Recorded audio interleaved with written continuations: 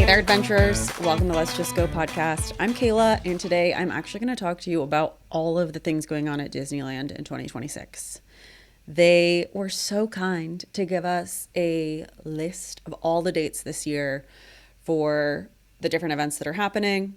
I'm going to be honest with you. I've decided in 2026 I'm going to have notes so that I can actually make sure I'm giving you correct information when I am recording this podcast. So I have notes with all of the specific dates and just like what's going on, what you can expect so that you can plan the best trip for yourself and your family in 2026 to Disneyland. I will say right now is the time to be planning. You're going to have the best choice in terms of hotel rooms and like staying at the hotel you want to stay at, because some of my favorites book up really quickly. I'm also going to talk about some promotions that are going on in the summer this year so that you just can make sure that you're well informed about what's going on at Disneyland. So first things first, the 70th anniversary of Disneyland is running until August 9th. So for the next however many months that is, 6 months roughly, you've still got the 70th anniversary. Also, February is actually the 25th anniversary of both California Adventure, Grand Californian, and Downtown Disney, which is really cool. So there's things going on in this winter, springtime area regarding that 25th anniversary, which is really cool. We've also got Bluey and her sister Bingo coming to the park starting March 22nd, which I don't have kids, but I know how exciting that is for parents and children alike. So I can't wait to see what exactly that looks like as they come to the parks. Right now, we've got Lunar New Year going on. That started January 23rd and is going on until February 22nd. It's the Year of the Horse. They're doing tributes to Chinese, Korean, and Vietnamese cultures, including the Fab Five being dressed in different like traditional Korean outfits and traditional Vietnamese outfits and traditional Chinese outfits, which I think is really fun. There's a bunch of food. There's culture, entertainment. Everything at California Adventure is decorated for the Lunar New Year. It's a really fun vibe to be there during this time of year. It's something that I think you really only get at Disneyland. Like Walt Disney World doesn't do these types of things in quite the same way. And there's also a Mulan processional. So if you're into Mulan, perfect time to go see her. The food is really good. There's a wide variety of both traditional things and more like fusion stuff at the different booths. So if you've ever been to a food festival at California Adventure, it's similar to that with the booths. There just aren't as many for Lunar New Year as there are other times of the year. But that's going on until the end of February. Then we're going to get into March, and it's my favorite time of year, which is the Food and Wine Festival. So that's running March 6th to April 27th. Obviously, most important part is the festival booths, which I love. And I really appreciate that at California Adventure, this could change this year, but in years past, you've been able to just order everything that you want at a single kiosk and then take your receipt to other kiosks to get that redeemed. So if you've been to Epcot, you have to stand in a really long line, wait, order the one thing that you want. Let's say you're in France. You're ordering what you want in France, and then you go over to Italy and you have to order everything you want in Italy and so on and so forth. And Food and Wine Festival at California Adventure, you can start at one booth, place an order, and then I want to say there's usually like 15 booths or so. You can just go to those booths as you see fit to get your food, which I think is really cool. There's also really fun beverage education seminars. I know that a few years ago they were doing special, like before the park opened, activities. I don't know if they're going to be doing that again this year. They haven't announced anything like that yet. There's going to be cooking demonstrations. And then a lot of people really like Soarin' Over California comes back during Food and Wine Festival, which is really fun. If you like the OG ride, this is a perfect time to be at the park and get to see it. I will say the line gets longer for Soarin' when it's Soarin' Over California, so keep that in mind. But it does have a lightning lane, so if you're getting lightning lanes, you can always get in line that way.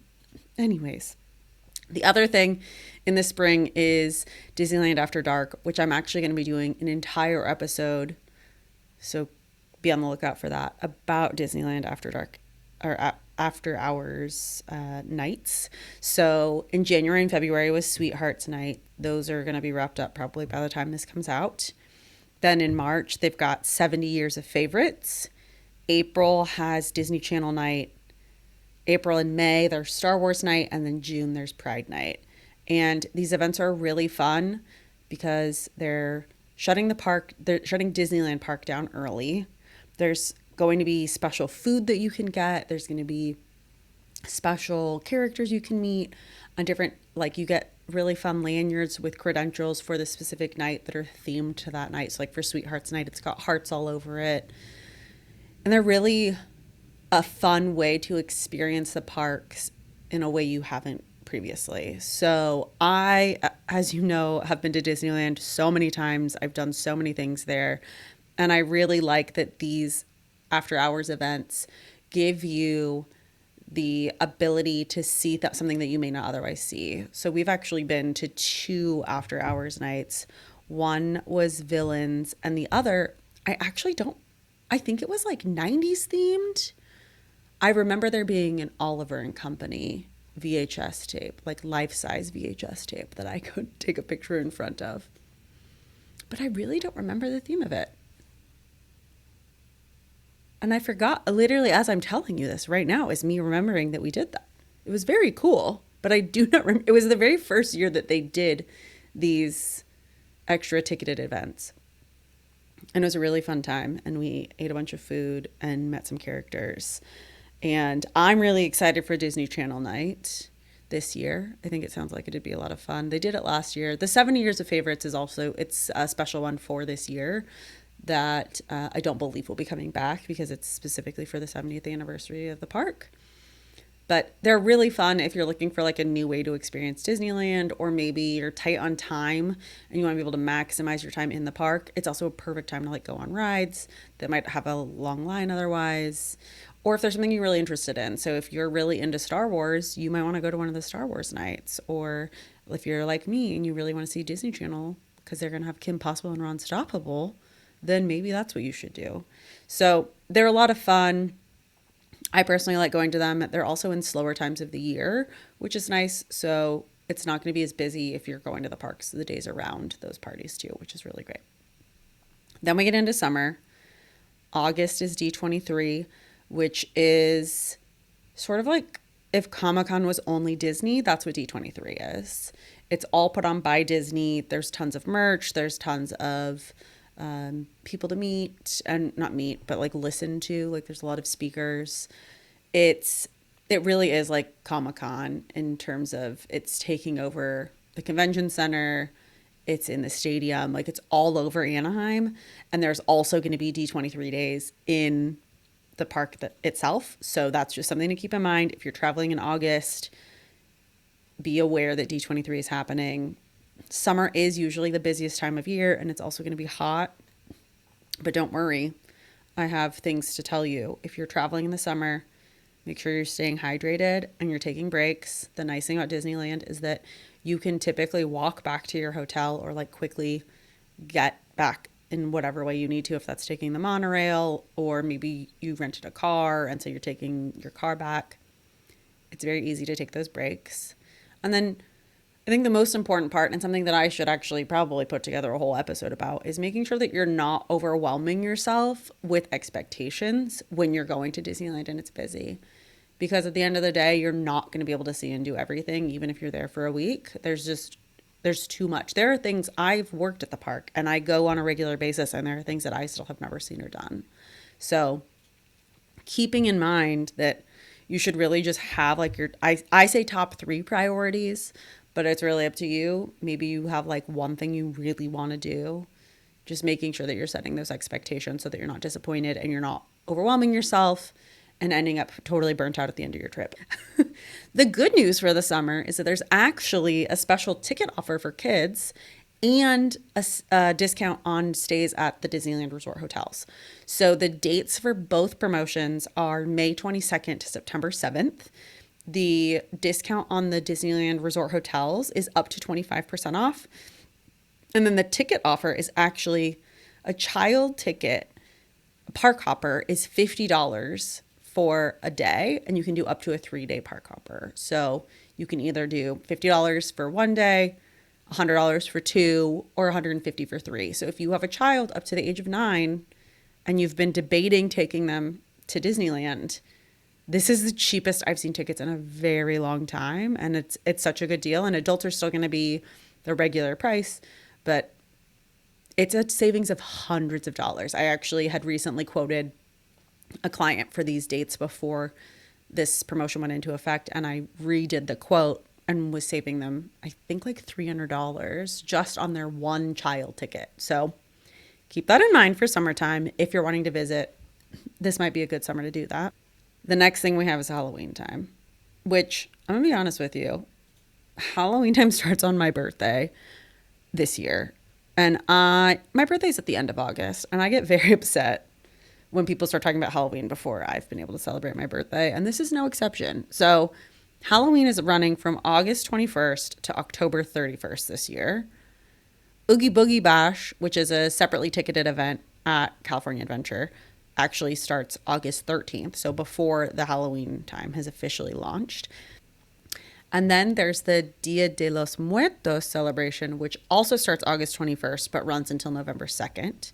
And that is the Plaza de la Familia, which is like Coco and Friends. It's a really cool experience, especially if you or your family don't know a lot about Dia de los Muertos. You can learn more about it, which is really cool.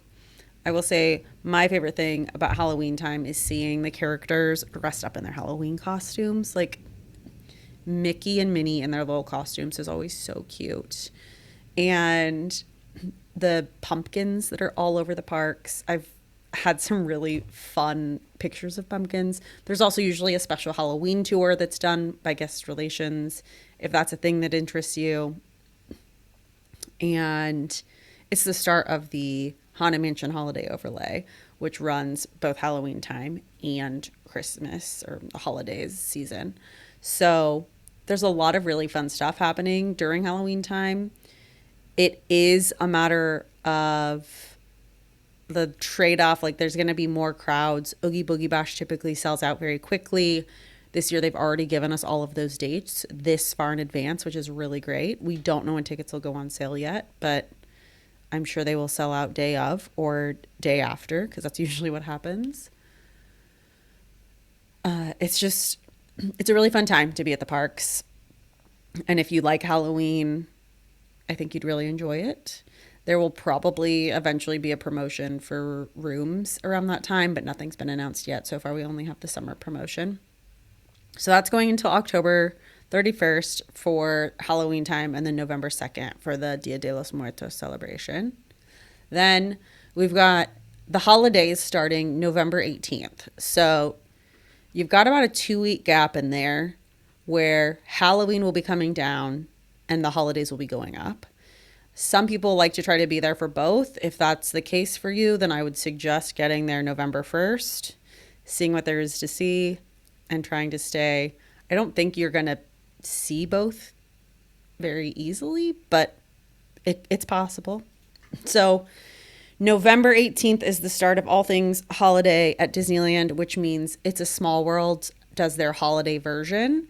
They also do projections on the exterior of the building, which are a lot of fun. As I mentioned before, Haunted Mansion Holiday will be going on for both Halloween and the holidays. And if you don't know what that is, it's actually Nightmare Before Christmas overlay. So I think it's less spooky than the regular Haunted Mansion. You have Jack Skellington in the stretching room. You've got Oogie Boogie instead of the hitchhiking ghost. Like it's a fun vibe, but if you or your children aren't big fans of Nightmare Before Christmas, you may not enjoy it nearly as much as I do. There's also the Christmas Fantasy Parade, which happens during the day at the parks, and this is a big difference from Walt Disney World, where you have to be attending Mickey's Very Merry Christmas Party in order to see the Christmas parade at Disney World. That is not the case at Disneyland, and it's actually just during normal park hours. You can meet Santa. Typically, he is in a variety of places, depending on where you are to meet him. And then there's Festival of the Holidays, which is going to be food booths with a bunch of really fun festive things to eat and drink. And it's a vibe, if I'm being honest with you. I personally love both the holidays and Halloween time at Disney, both Disneyland and Walt Disney World. But I will say, depending on when you go for the holiday season, can be the busiest time of the year. So the week between Christmas and New Year's is actually the busiest week at Disney parks, both Disneyland and Walt Disney World. And if you are interested in booking for that time of year, I suggest looking into it now and trying to get things finalized as soon as you can. Keeping in mind, putting a deposit down on a package is only $200 and it's fully refundable until 30 days before you check in. So if you have an idea, you think it's something you're going to want to do, it's better to get something on the calendar now and then eventually adjust than it is to wait until the last minute and then plan something. If there's anything in 2026 that really appeals to you, definitely reach out. Let me know. I like to think I'm a professional when it comes to any and all things Disneyland. I'm happy to help you plan whatever trip you're wanting to have, whether that's Disneyland or something else. But I do think it's really important to just stress the importance of getting an idea actually booked sooner than later. I personally am hoping to go to at least one of the after hours events this year. I'm hopefully going to D23. We'll see how that pans out. I currently have a hotel booked for that time frame. We'll see if I actually go. But I want to make sure that you're having the best experience you can have at Disneyland and that you're getting to enjoy the things that most excite you while you're there. So let me know. Are you planning on going to Disneyland in 2026? If you are, which of these time frames are you going to be there? And if you need help, you know who to reach out to. And until next time, let's just go.